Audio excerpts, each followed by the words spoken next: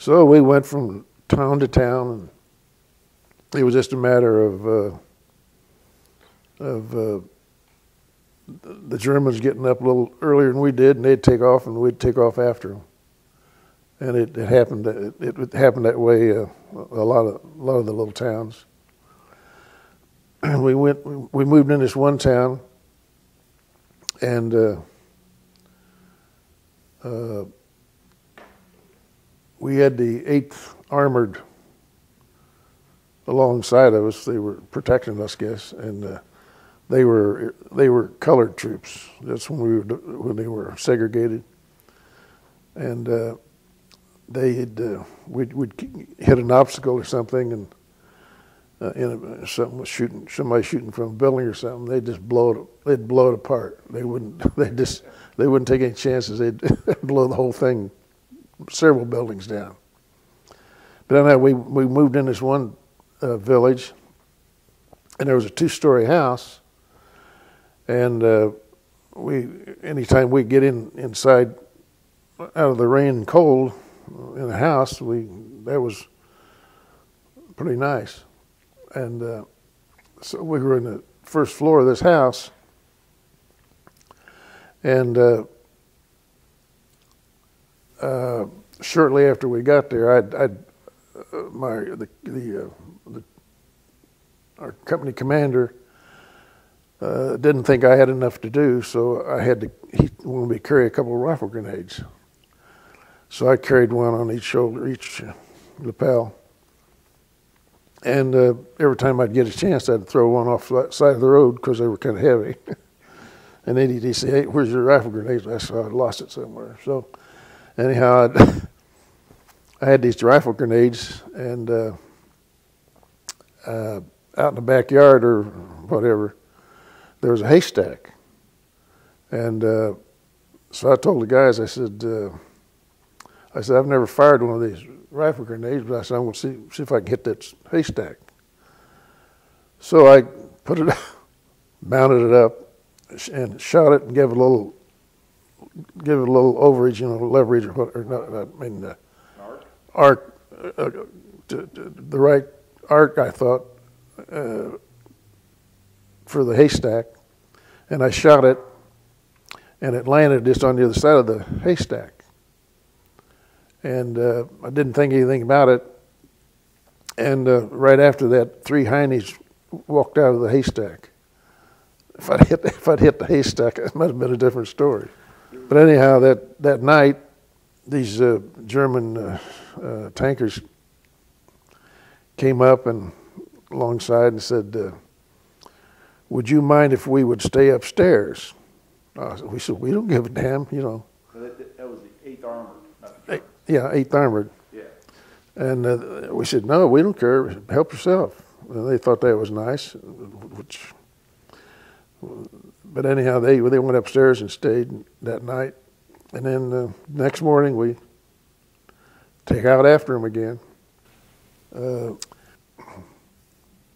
We moved into this row of houses. It wasn't a town. It was just kind of a row of houses sitting out there in the middle of nowhere.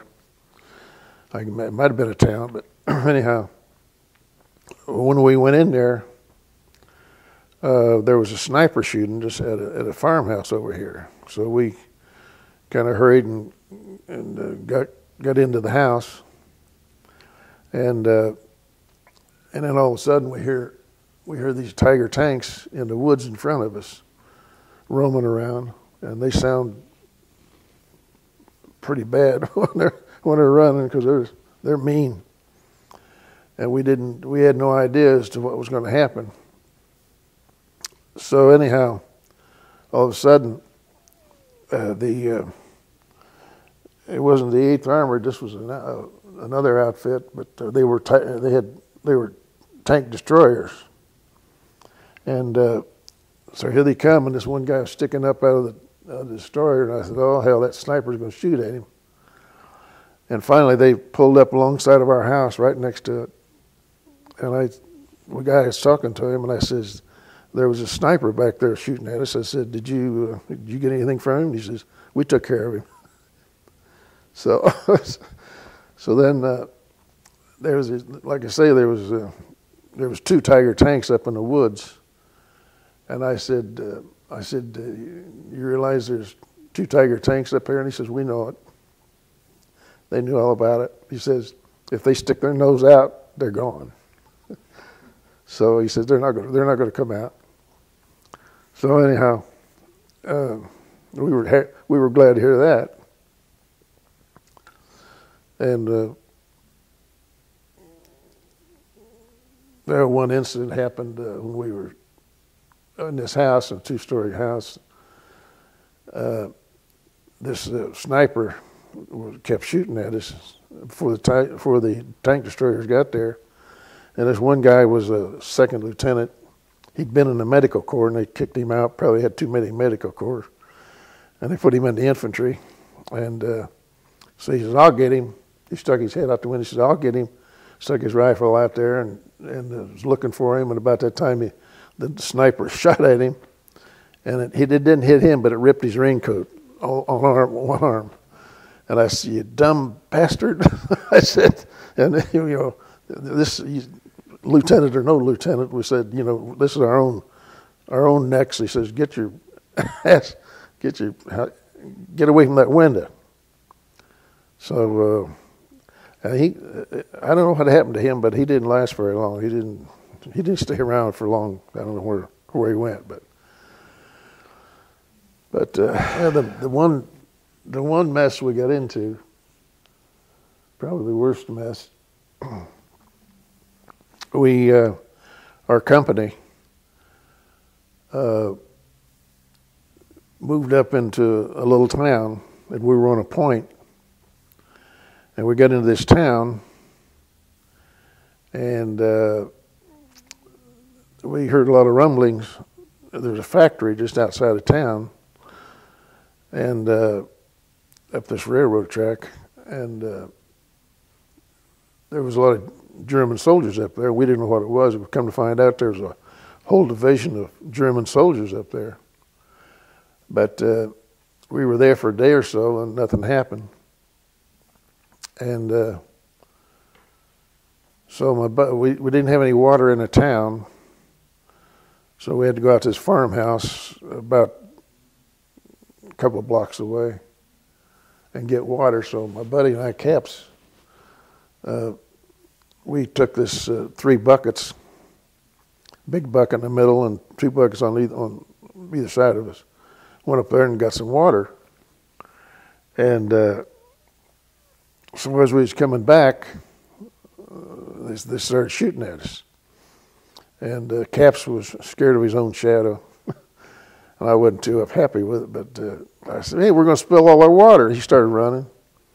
Well, when we got back, we didn't have about half of the water we started with, but we finally got back. And so anyhow, I think is that night or the next night, they came at us, and we heard him coming, and so we got spread out in this little town, and some of the guys got in basements and was shooting Germans as they were coming in. And then somehow it's in the back of the house, and they were shooting them as they went by. And my job was, I was supposed to be an observer, and I was up in the attic, and I had several trinkets, so forth, that I'd picked up, and I took everything out of my pockets that was German and threw them down in the wall. They're probably still there if that house is there. But anyhow, about that time, our own cannon company shot across the town, and they came so close to the town that I thought they were going to hit our house, this house, any minute, because they were loud, and they hit these Germans on the other side of town where they were coming in, and they were right on the spot. They hit them perfect, and they chased them back. And there was a lot that night, and I remember there's a lot of several Germans out there wounded, and they were hollering. You know, I always thought they said "Mama, Mama."